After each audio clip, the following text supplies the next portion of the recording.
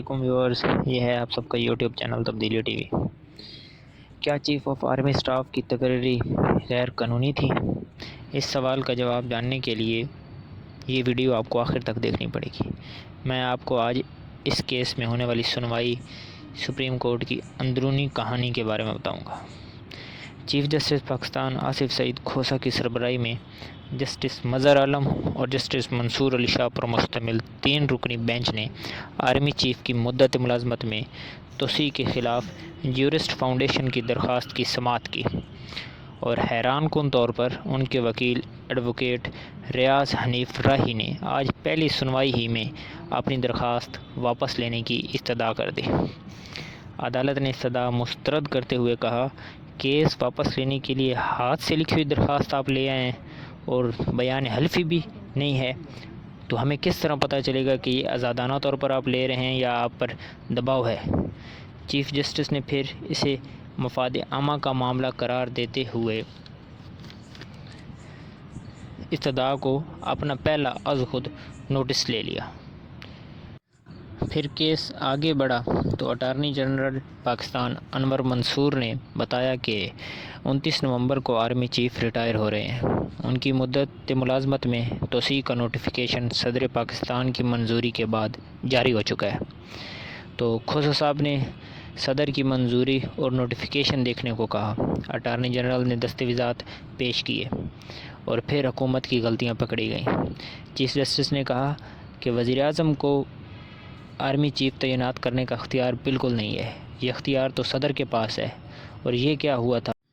پہلے تو وزیر اعظم نے توسیع کا لیٹر جاری کر دیا تھا، تو پھر اٹارنی جنرل نے بتایا کہ بعد میں وزیر اعظم کو بتایا گیا تھا آپ توسیع نہیں کر سکتے، تو صدر نے 19 اگست کو منظوری دی اور پھر وزیر اعظم نے 21 اگست کو دوبارہ منظوری دی تھی۔ جسٹس منصور علی شاہ نے پوچھا کہ آئین میں آرمی چیف کی دوبارہ تقرری کا اختیار کہاں ہے اور کس کے پاس ہے؟ اٹارنی جنرل نے کہا کہ آرمی چیف کی توسیع کا اختیار وفاقی کابینہ کا ہے۔ چیف جسٹس نے کہا کہ آپ کے پاس ڈاکومنٹس کے مطابق کابینہ کی اکثریت نے تو کوئی رائے ہی نہیں دی۔ 25 رکنی کابینہ میں سے صرف 11 نے توسیع کے حق میں رائے دی، 14 ارکان نے تو رائے میں حصہ ہی نہیں لیا تھا اور آپ لوگوں نے ان کو نظر انداز کر دیا۔ چیف جسٹس نے کہا کہ توسیع کی کیوں گئی ہے، آخر وجہ کیا تھی؟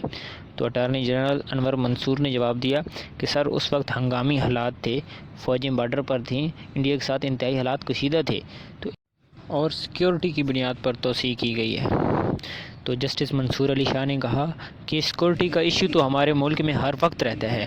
چیف جسٹس نے کہا سیکورٹی کو تو صرف آرمی چیف نہیں بلکہ ساری فوج ہی دیکھتی ہے، کیونکہ ساری فوج ایک جسم کی مانند ہے، تو ساری فوج سیکورٹی کے حالات کو دیکھتی ہے، اسے اکیلا آرمی چیف تو نہیں دیکھ رہا ہوتا۔ اور بات رہی ہنگامی حالات کی، تو آپ نے یہ کیسے اندازہ لگا لیا کہ 3 سال تک حالات ہنگامی ہی رہیں گے؟ اور یہ توسیع 3 سال کی ہی کیوں ہوتی ہے؟ اس کا کون سا رول ہے؟ ذرا وہ ہمیں دکھائیں۔ تو اٹارنی جنرل نے کہا کہ توسیع کی مدت کا کوئی رول نہیں ہوتا سر، یہ وفاق جتنی چاہے کر سکتی ہے۔